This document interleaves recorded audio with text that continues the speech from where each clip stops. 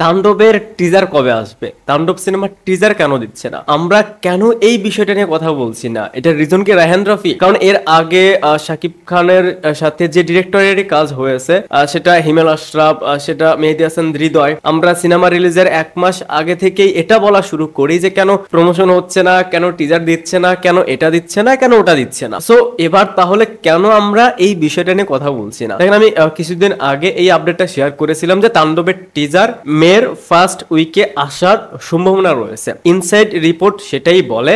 এবং দেখেন, আমরা কিন্তু তুফানের টিজার অনেক আগেই পেয়েছিলাম। আমি যদি ভুল না করি 1 মাস 14-15 দিন আগে আমরা কিন্তু তুফানের টিজার পাই। বাট এবার কেন তাণ্ডবের টিজার আমরা সঠিক টাইমে পাচ্ছি না? কারণ সিনেমা রিলিজের বাকি আর মাত্র 1 মাস, অথচ তাণ্ডব টিম থেকে শুধুমাত্র আমরা লিকড কিছু ফুটেজ দেখেছি, লিকড কিছু ভিডিও দেখেছি, এতটুকু। ফ্যাক্ট এটা না যে সিনেমাটা কার সাথে হচ্ছে। রায়হান রাফি দেখে আমরা কথা বলছি না, অন্য কেউ হলে আমরা কথা বলতাম। ব্যাপারটা একদমই এরকম নয়। কারণ এই সপ্তাহের মে মাসের ফার্স্ট উইকের এখনো একদিন বাকি, আই মিন ফ্রাইডে। সো যদি টিজার আসে সেটা আমরা তাহলে ফ্রাইডেতেই পাবো। আর যদি ফ্রাইডেতে না আসে তখন আমরা অবশ্যই সেই বিষয়টা নিয়ে কথা বলবো। সো এরকমটা ভাবার কোনো দরকার নেই যে রায়হান রাফি দেখে হয়তো আমরা তার সমালোচনা করছি না। আমরা কাল পর্যন্ত অপেক্ষা করি, দেখি তাণ্ডব টিম থেকে আমরা কোনো অ্যানাউন্সমেন্ট আদৌ পাই কিনা, টিজার পাই কিনা। দেখেন, এখানে একটা বিষয় না বলা উচিত, এই যে রায়হান রাফির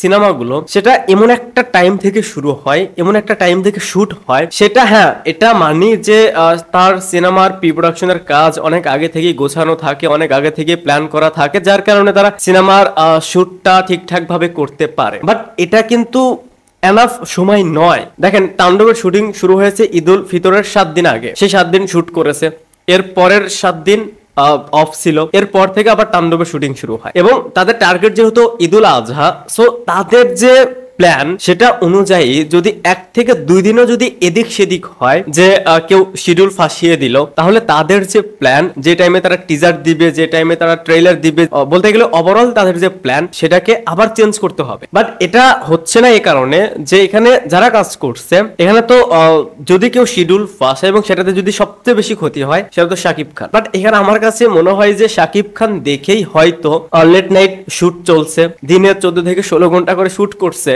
না হলে একটা সিনেমা কখনোই আপনি এত অল্প সময় শুট করে কমপ্লিট করে পোস্ট প্রোডাকশনের কাজ শেষ করে রিলিজ করতে পারবেন না। এটা পসিবল তখনই হয় যখন সেই সিনেমার আর্টিস্ট, লিড অ্যাক্টর অমানবিক ভাবে কাজ করে। দেখবেন যে বড় সিনেমাগুলোর ক্ষেত্রে কি হয়, তারা 1 মাসের একটা শিডিউল রাখে, একটা শিডিউল সাজায়, সেই 1 মাস শুট করে, এরপর কিছুদিন একটা গ্যাপ যায়, এর পরবর্তীতে তারা আবারও একটা শিডিউল দেয় যে পরবর্তী শুট আমরা 20 দিন 25 দিন এইখানে করবো, এন্ড আবার রেস্ট। বাট আমার মনে হয় না যে এই সুযোগ সুবিধাটা আমাদের ডিরেক্টর বা অ্যাক্টররা পায়। লাস্ট তুফান এন্ড নাও তাণ্ডব, যে টাইম থেকে শুট শুরু হয় তার ভিতর যদি শাকিব খান 1 থেকে 2 দিনের শিডিউল ফাঁসিয়ে দেয়, পুরো প্ল্যান চেঞ্জ করে আবার নতুন করে সাজাতে হবে। সো তাদেরকে আরেকটু সময় দিন, দেখা যাক আমরা নেক্সট 1-2 দিনের মধ্যে কোনো আপডেট পাই কিনা। দেন এরপরে হয়তো এই বিষয়টা নিয়ে আপনারাও কথা বললেন, আমরাও কথা বললাম যে কেন কোনো প্রমোশনাল কন্টেন্ট এখন থেকে দেওয়া হচ্ছে না। তো এই ছিল ওভারঅল বিষয়টা নিয়ে আমার ওপিনিয়ন। ভিডিওটা দেখার জন্য অসংখ্য ধন্যবাদ।